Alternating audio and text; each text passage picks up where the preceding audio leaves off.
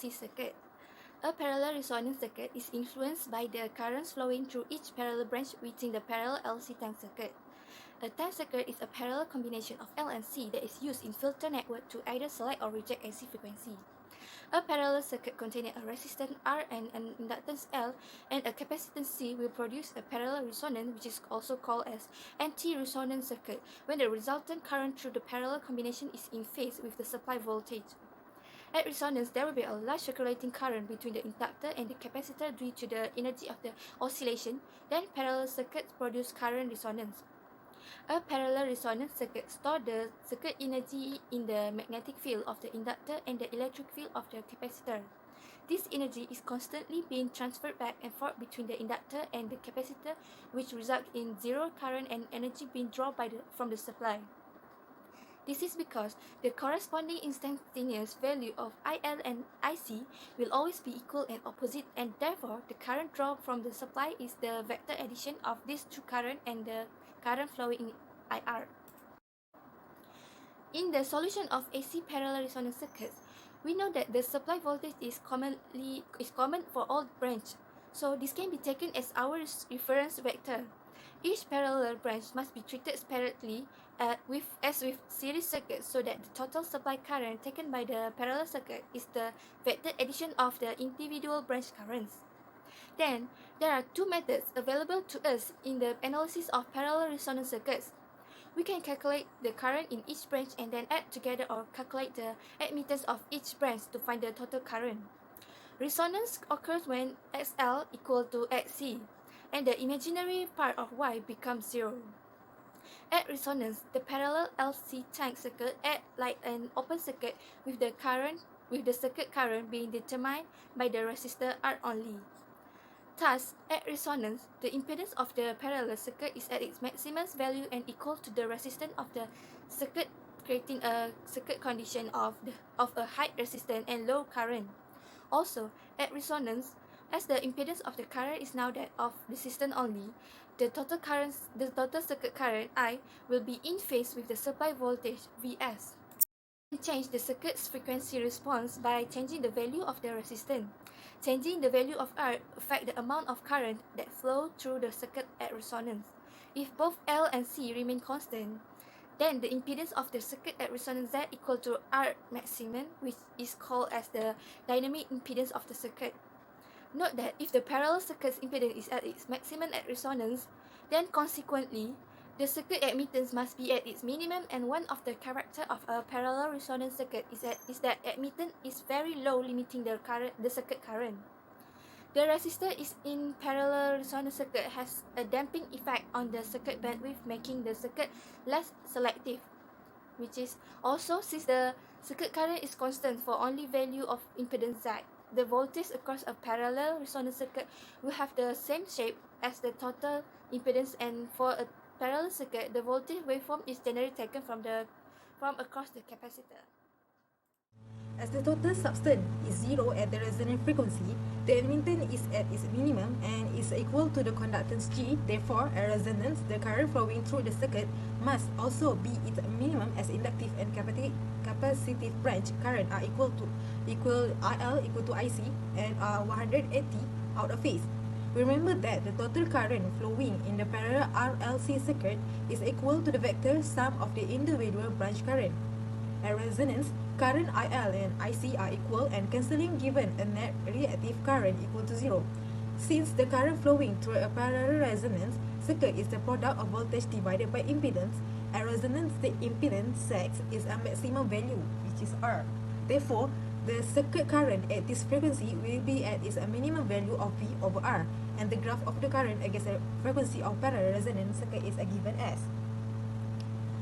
The frequency response curve of a parallel resonance circuit shows that the magnitude of the current is a function of frequency, and plotting this onto a graph shows us that the response time at its maximum value, which is a maximum value at the resonant frequency when IN equal to IR, and then increase again to the maximum as F becomes infinite.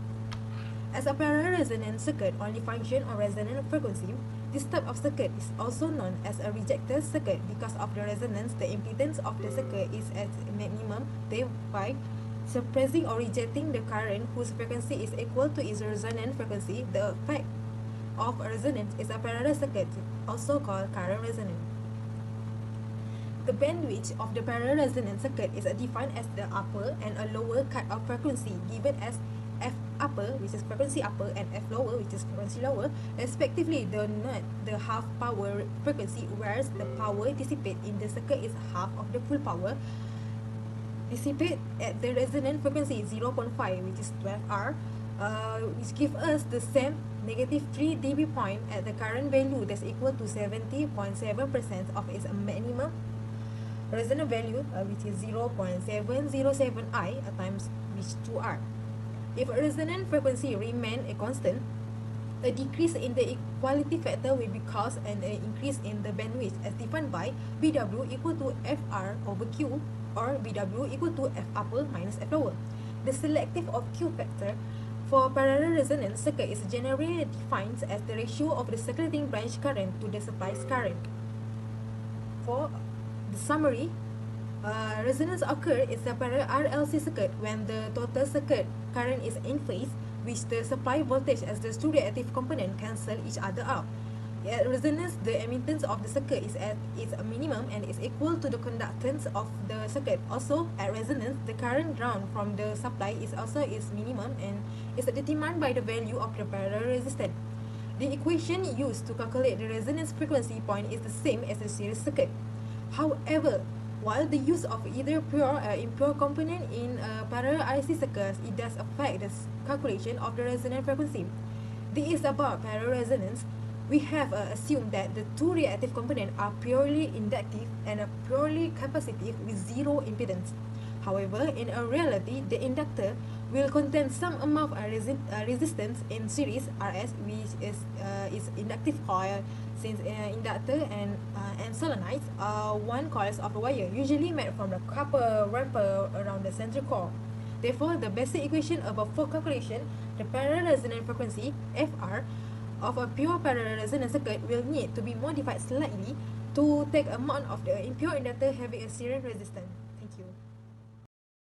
Hello everyone, for this part of video, I will talk about the differences between series and parallel resonance circuit. First of all, let me show you the series resonance circuit, and this is the parallel resonance circuits.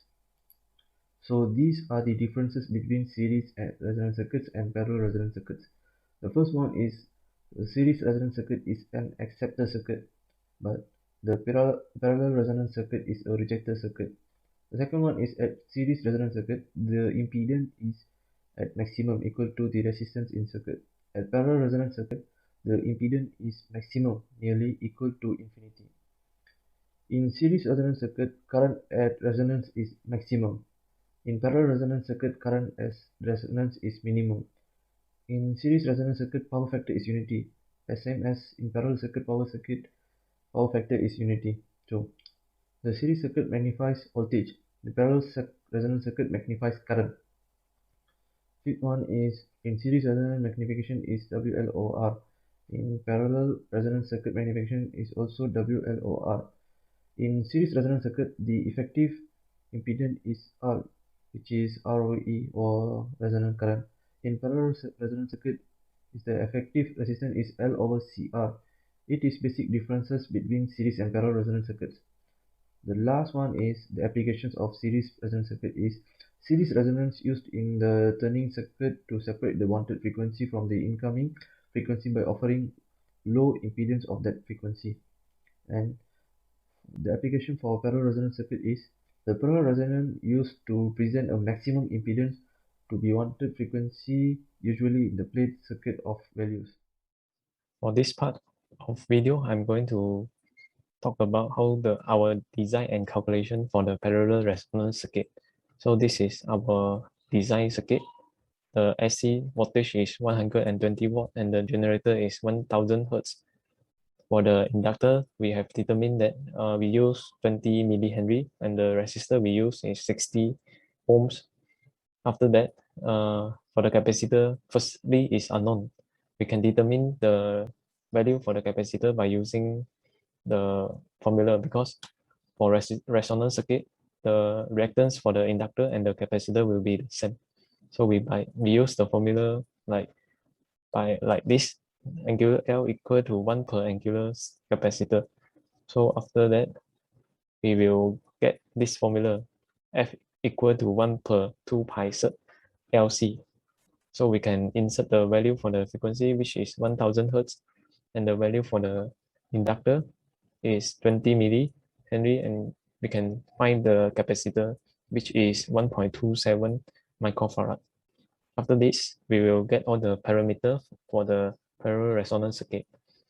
So when the resonance frequency occur, the circuit will act like purely resistive only. So the current we can find by using the Ohm's law, which is I equal to V per R. So the voltage supply is 120 divided by 60, which is the resistance. So the current we get is 2 ampere. After that, we can also determine the current for the I1, I2, and I3. So let's see, when we can find the reactance for the inductor, which is this formula 2 pi FL. So we get 40 pi ohm. After that, we can find the I1 by using the same formula for the Ohm's law, 120 divided by the reactance, then we get 0.954 ampere, and the phase difference is lagging by 90 degree. We can also find the current I3 by firstly we find the reactance for the capacitor first. For the reactance capacitor formula is 1 per 2 pi FC. So we can insert all the value and find out that 125.32 ohms for the reactance capacitor, for the capacitor reactance. Then we can get the current I3 by using the Ohm's law also. The final answer is 0.96 ampere, and the current is leading by 90 degree. That's all from my part. Thank you. Okay, in this video, I want to show you how can I run my circuit. Okay, first of all, we click play source and we take AC power, click AC power, and after that, ground. Okay, after ground, we click basic and we choose resistor. After resistor, inductor. Okay, after inductor, the last component is capacitor. Okay, so we rotate the component and arrange it.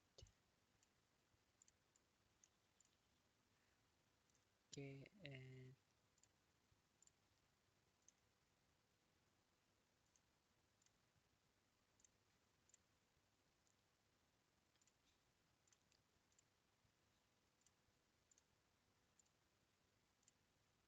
okay, after after that we change the value. Okay, so the value is 120 VMS and we use 1 kilohertz.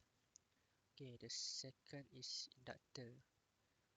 We use 20 milli. Okay, for the resistor we use 60 ohm, and the last component is capacitor. We use 1.27 microfarad. Okay, after this we click the multimeter and put here 1, 2, and 3, and last for IT. Okay, this rotate. Okay, so if we want to find the value of the current, we must open the circuit. Okay, so we do like this.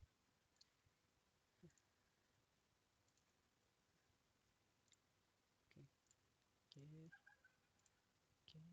So here,